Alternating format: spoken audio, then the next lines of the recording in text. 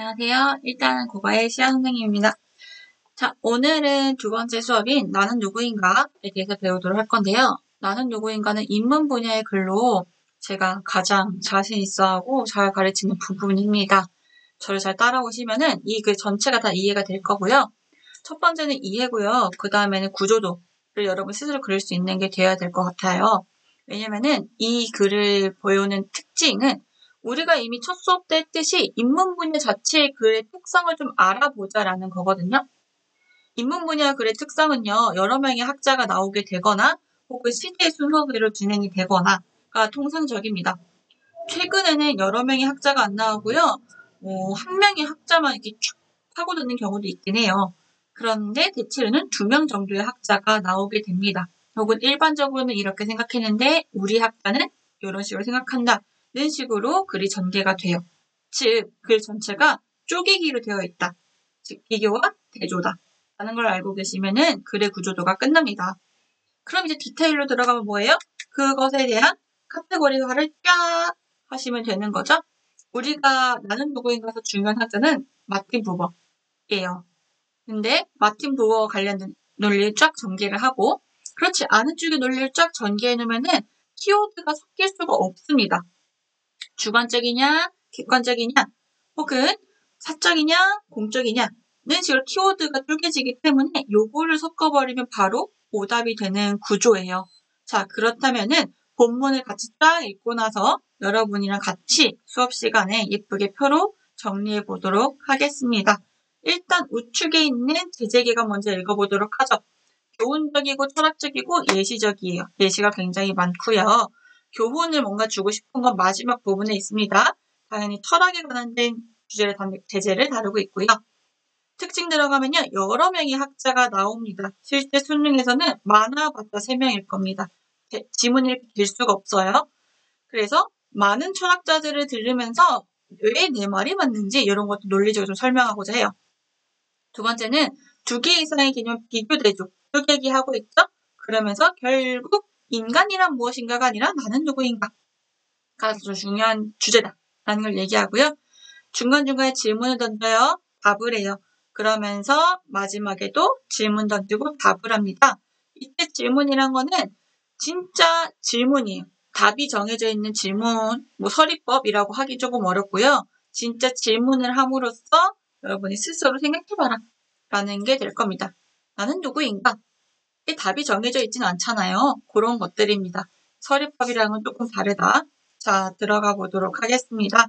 자, 이 글은 나는 누구인가라는 철학의 가장 근본에 대한 답을 찾을 수 있는 방법을 이야기하고 있다. 따라서 글쓴이가 자신과 이렇게 이런 거 지어서 읽어보자 라고 되어 있네요. 자, 서론, 본론, 결론의 3장 구성인데요. 본론이 좀 깁니다. 그래서 제가 앞선 수업을 30분 정도에 끊을 거야 라고 말해놓고 40분을 했잖아요. 맥시멈 50분이거든요. 너무 길었기 때문에 요건 제가 다 표시해놨어요. 여러분들도 멈춰서 표시를 하고 들어가셔도 괜찮습니다. 자, 1문단부터 가도록 하겠습니다. 자, 학자 나오면 네모치고요. 작은 따옴표 치면 네모치는 규칙 알고 있죠? 칸트는 이러한 책에서 중요한 질문이 무엇을 할 수 있냐, 해야 하냐, 그리고 뭐를 바랄 수 있는가 라는 3가지라고 했는데 그러나 그 이후 논리학 강의, 즉 순수 이성 비판에서 논리학으로 서로 쪼개기가 되어 있죠. 작게 쪼개기가 되어 있네요. 3가지 질문 모두 인간이란 무엇인가? 라는 질문으로 귀결된다고 했습니다. 즉 1문단 정리하면 뭐예요? 인간이란 무엇인가? 라는 것이 가장 근본, 귀결되는 질문이더라. 자, 한편 본문 첫 번째에 나왔으니까 크게 세모치시고요. 소크라테스는 학자 나왔죠. 네모. 철학의 궁극적 목적이 너 자신을 알라 라고 합니다. 어떻게 보면 인간이 누구인지 무엇인지 알면 인간이 무엇인지 알면 내가 누군지도 알 수 있을 것 같지만 반드시 그렇지는 않습니다. 인간과 자신은 관련은 있지만 근본적으로는 다르기 때문이에요. 어떤 의미에서 나라는, 즉 자신이라는 것은 인간보다 더 깊은 곳에 있다고 할 수 있습니다. 3문단 갑니다. 아득한 옛날. 사람들은 자신보다는 환경, 자, 보다니까 세모 혹은 부동하시면 돼요. 우측으로 부동어죠? 나보다는 환경, 우주, 인간과 자연의 모든 것들을 지배하는 뭐의 한 글자? 그쵸. 여기다 밑줄 치면 되죠. 자신보다는 신에게 관심을 기울여왔어요. 학문이 발전되는 과정을 봐도 나보다는 뭐에게? 그쵸. 멀리 떨어진 대상에게 더 관심이 있었답니다. 즉, 이데아가 있다, 없다? 있다, 신이 있다라고 얘기를 한 거죠. 그런데 자, 고대 그리스 철학에서는 기원전 6세기 얘기를 합니다. 6세기 얘기를 하고요. 그 다음에 또 5세기로 가니까 짧게 보면 통치라고도 볼 수 있어요. 학교쌤은 얘기를 안 했을 거예요. 안 했으면은 그냥 통치란 게 있구나. 시간의 흐름대로 전개되고 있구나. 요 정도만 파악하시면 되겠습니다. 자, 고대 그리스 철학에서는 6세기에 자연 철학자들이 우주와 자연에 대해서 의문을 품기 시작했고요. 탈레스라는 철학자가 이럴 정도로 우주에 대한 거를 되게 관심 있어 했어요. 즉, 신에 대한 걸 관심 있어 했다는 겁니다. 나와 가까운 거, 먼 거에 대해서 관심이 있었다는 거야. 그리고 5세기가 되어서야 드디어 뭐에 대해서? 가까운 것, 나에 대한 관심이 시작이 됩니다. 그러나 그것조차도 굉장히 초보적인 단계이었다는, 즉 천체, 우주, 신 이런 거는 되게 깊이 공부를 했다면 나에 대한 거는 뭐 이 정도면은 인간에 대한 정의 끝났죠? 동의하십니까? 동의. 네, 3동의로 끝나겠습니다. 땅땅땅. 뭐 이런 식의 논의였다는 거겠죠. 그런데 4문단 갑시다. 생각해보면 우리가 자연, 우주, 신에 대해서 안다라는 그 문장은 우리의 뭘 거쳐야 돼? 생각을 거쳐야 돼. 즉 뭘 통해서? 나를 통해서만 가능해. 먼 거에 대한 이해를 하려면 나를 알아야 된다는 얘기를 합니다. 내가 의미가 없다면 아무리 어떠한 것들조차도 이해할 수 없다는 얘기를 해요. 자, 여기에 있는 질문이 있죠. 아무리 어떻게 이해할 수 있겠는가? 요거는 서리법이 될 수 있습니다. 강조의 의미를 하는 거예요. 역설이에요. 이때는 힘있게 강조합니다. 힘있게 강조해. 즉, 말을 모르면은 다른 게 의미가 없다. 따라서 무슨 표시? 정리하는 표시, 다이에 표시하고요. 인간이란 무엇이고 알고 있는 지식이 어떤 것인지 아는 것도 중요해. 하지만 뒤에 밑줄이겠죠? 누구인지 아는 것은 더욱 중요하다. 근데 그게 뭔지, 내가 누구인지에 대한 수수께끼는 옛날이나 지금이나 물리적으로나 철학적으로나 분명하지 않다는 거예요. 즉 그만큼 쉽다 어렵다? 어렵다는 얘기를 했습니다. 그래서 5문단 가면요. 자, 논리적으로 따져본다면 가장 근본적인 것을 가장 먼저 알아야 되겠죠. 그쵸? 가장 근본적이고 핵심적인 걸 안 후에 나아가야 되는 거잖아요. 그런데 나에 대한 거를 근본적이고 핵심적인 건데 그거에서부터 나아가지 못한다는 거야. 인류는 왜 가장 먼 것부터 탐구했는지는 잘 알지 모르겠어. Anyway, by the way, 중요한 건 뭐야? 나라는 거는 굉장히 사적이에요. 사적의 반대말 뭐야 써놨죠? 공적이라는 거. 사적, 개인적이라는 거야. 다시 말하면 정리하는 말이지. 다이아 표시. 나는 누구든지 관찰하고 연구할 수 있는 대상이 아니라는 거. 즉, 딱 정해져 있는 어떠한 실험 결과가 매번 동일하게 도출되는 것도 아니다? 아니라는 거죠. 또한 나라는 것은 잡히지 않는 대상이야. 즉 물리적이거나 구체적이지 않다는 거야. 머릿속에만 있다. 관념적이다, 추상적이다는 거죠. 그래서 써있죠. 개별적이고 추상적이다 라는 특징이 있습니다. 따라서 정리하는 말. 나라는 것은 개별적이고 추상적이기 때문에 연구하기 쉽다, 어렵다? 어렵다. 그래서 가장 근본적이고 기본적인 나에 대한 연구가 굉장히 후행됐다라는 얘기입니다. 6문단 그래서 정리하는 말이죠. 학자들은 이 나에 대한 그 개별적이고 추상적인 나에 대해서 알 수 있는 방법을 나 자신을 들여다본다. 그렇게 생각했습니다. 나는 어떤 인간인가? 이런 식으로. 하지만 이게 어려움이 있다는 거예요. 자, 휴미랑 사르트르 얘기합니다. 휴은 내성을 통해서 자신을 들여다보면 내가 아닌 경험했던 나만을 알 수 있다는 거. 요거 비슷한 거 수특에 실려 있습니다. 경험했던 나만을 알 수 있어요. 사르트르도 의식의 옹달샘이들은 나라는 것, 도약도를 찾을 수 없다고 반박했습니다. 뭔 말인지 모르겠어요. 근데 어쨌든 내성으로 나를 들여다보는 게 가능하다, 불가능하다? 됐죠?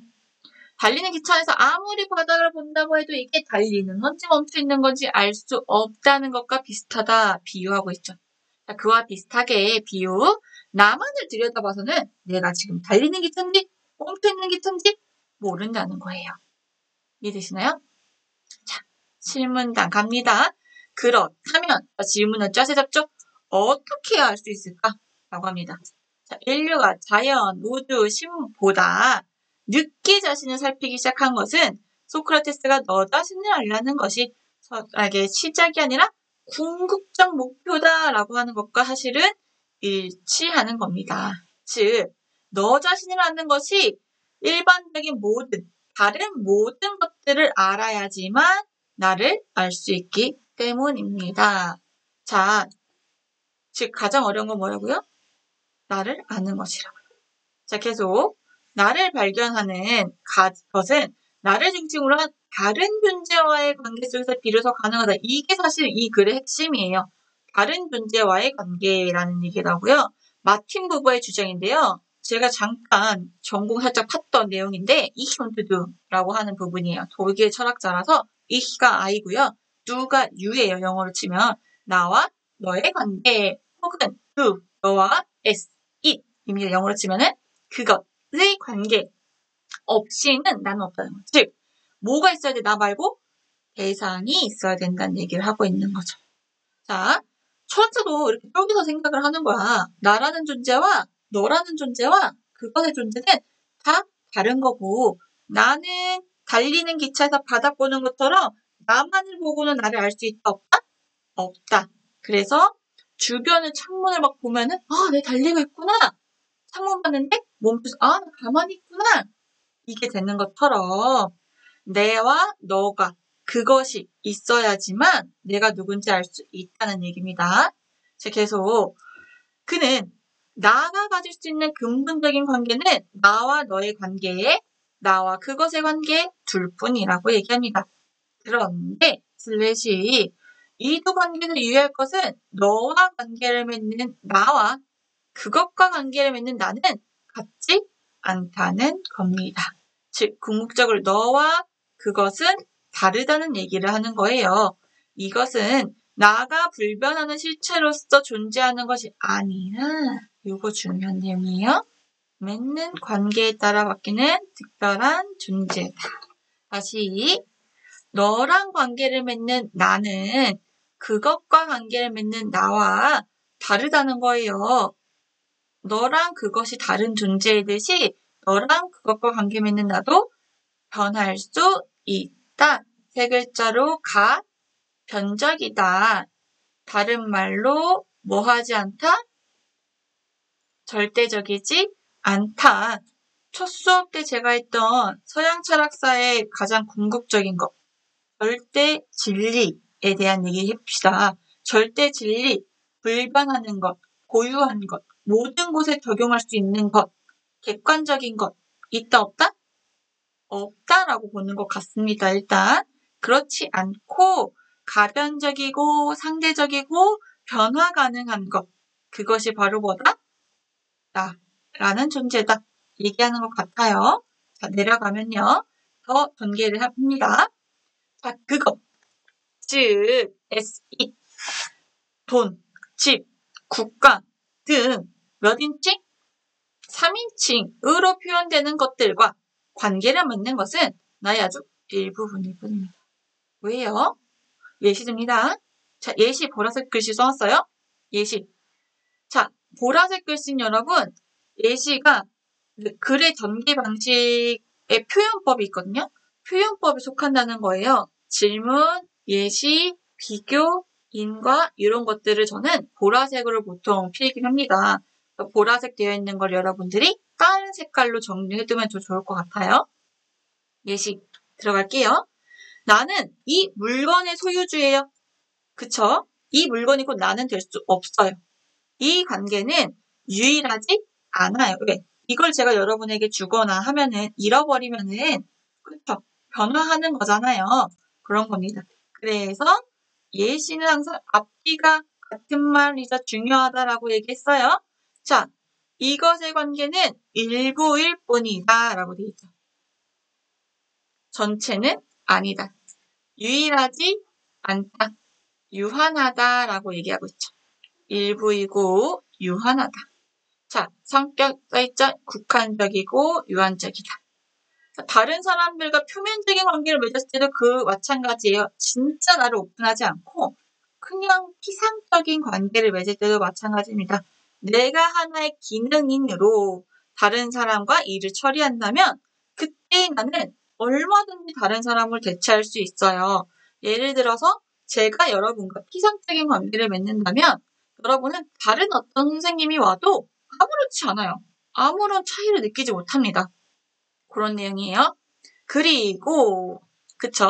그것은 다른 말로 뭐예요? 상대방 역시 너라는 게 되지 못하고 그냥 그것이 돼버린다는 거예요. 내가 여러분을 그쵸? 피상적으로 대하면 여러분의 인격체가 아니라 사물이나 똑같다는 거예요. 나도 여러분에게 대체될 수 있고 여러분도 나에게 대체될 수 있다. 이런 식의 내용을 얘기를 하고 있는 겁니다. 신문단 그러나 거기서 멈추지 않죠. 그러나 너와의 관계에 있는 나는 완전 다른 모습입니다. 자, 구문단까지는 그것과의 관계였어요. 신문단은 너와의 관계입니다. 너와는 뭐가 다른지 가볼까요? 그때 나는 뭐고? 인격 전체고요. 다른 무엇과 대체될 수 없는 유일한 하나입니다. 자, 그럼 표시해 볼게요. 인격 전체고요. 유일한 존재예요. 유한하지 않고 일부가 아니다. 라는 얘기를 하고 있죠. 나와 관계를 맺는 너도 인격 전체입니다. 나와 그것의 관계는 주체와 객체. 그냥 세모 칠까요, 한번?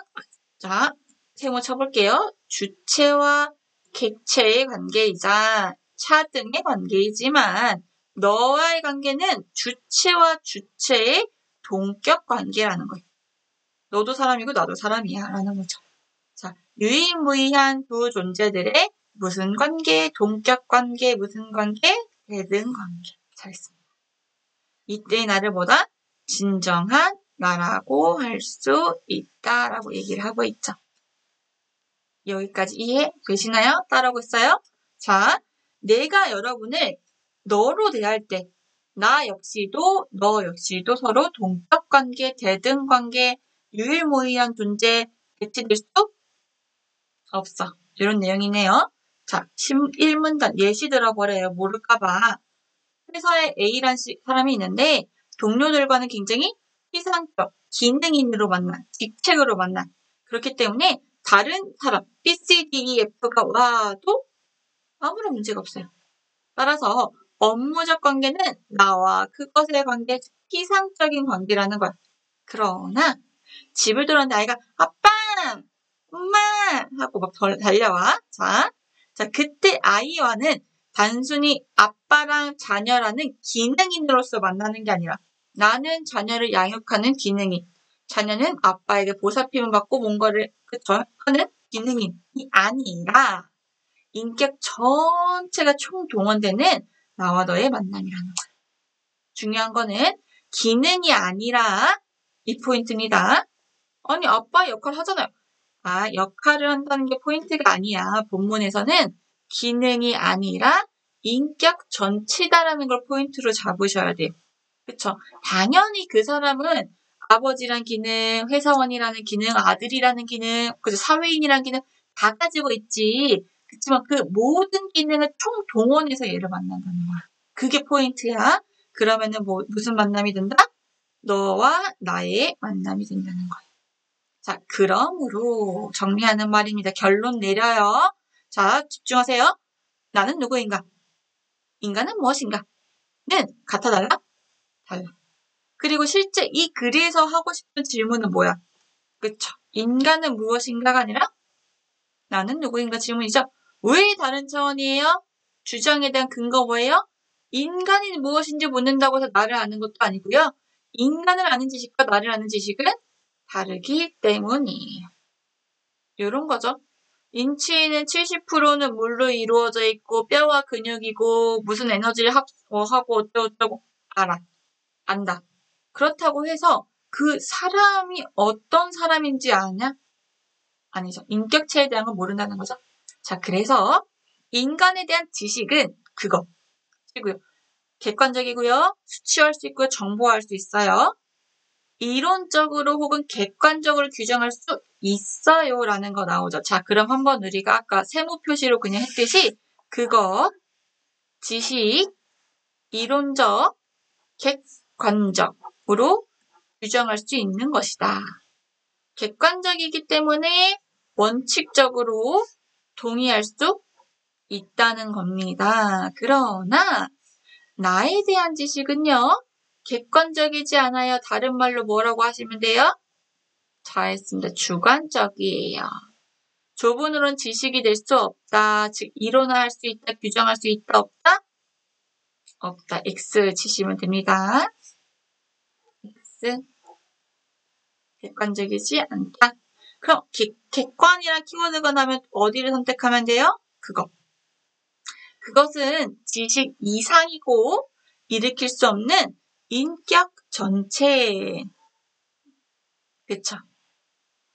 우리가 진정한 나가 될 수 있는 것은 또 여기가 포인트야. 마지막이 기차가 달리는 기차인지 멈춰있는 기차인지 내 바닥만 보면 알 수 있다 없다? 없다고 했잖아. 뭐가 있어야 돼? 상태. 잘하셨습니다. 다른 사람이 있어야 된다는 게 조건이네요. 조건 얘기하고 있어. 즉 뭐야? 다른 사람이 있어야 뭘 맺을 수 있어? 관계. 다른 사람이 존재하지 않거나 존재하는데 어떠한 반응도 보이지 않아. 그럼 관계가 형성될 수 있다 없다? 없다. 자, 이제 주위를 둘러보자. 너인가? 그것인가?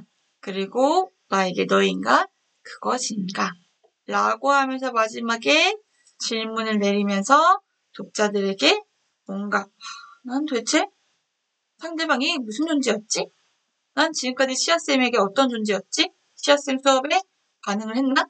관계를 맺었나? 반응하셨습니까? 했나요?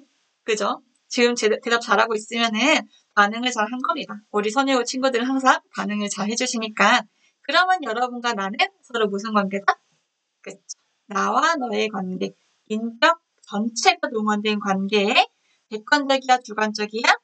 주관적에 가깝고 지식이야, 아니야? 아닌 것에 가깝고 규정할 수 있어, 없어? 없죠. 그런 겁니다. 그렇게 예쁘게 쪼개기해서 글을 쫙 구조화해 두시면은 이 글은 끝납니다. 자, 인간에 대한 지식과 나에 대한 지식을 이렇게 해놨죠? 요 밑에다가 여러분 공주님들과 대군자가께서는 여기다 이렇게 조금 더 항목화해서 예쁘게 정리해 두시면 그게 내신 끝나는 거예요. 됐죠? 자, 밑에 학습 활동도 넣어놨는데요. 자, 어떤 식으로 변화됐는지 혹은 차이가 있는지 이런 것들을 볼게요. 6세기, 5세기라고 확실하게 통시적인 흐름이 진행이 됐고요.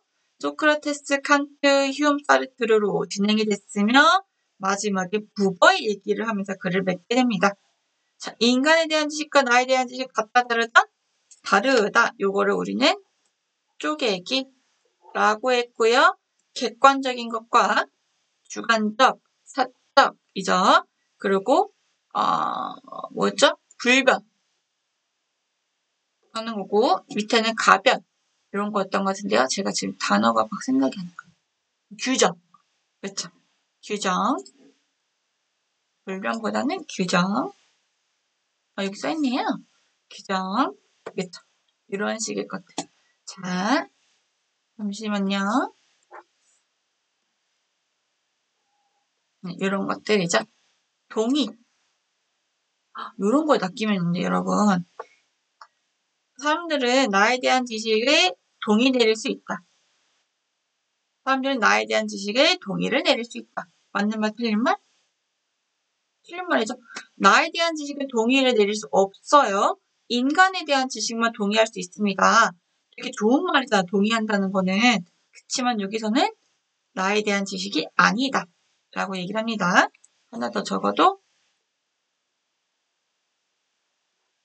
이렇게 하시면 되겠습니다. 자, 나에 대해 한다는 것은 세상에 대해 알 수 있는 기초적인 것이기 때문이다. 인격 동일성에 대한 논의, 요거 수능 특강에 실려있는 거니까 한번 보시고요. 네, 데카르트, 심시니올론 어쩌고, 로크, 네, 있습니다.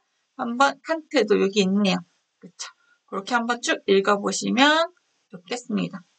네, 수업 25분으로 마치고요. 자, 복습하고 예쁘게 필기해서 가지고 오시면 되겠습니다. 그러면 다음 수업에 조금 더 다른 내용, 다른 시야로 수업을 진행하도록 할게요. 자, 여기까지 일단은 국어의 시야 선생님이었습니다. 수업 시간에 봐요.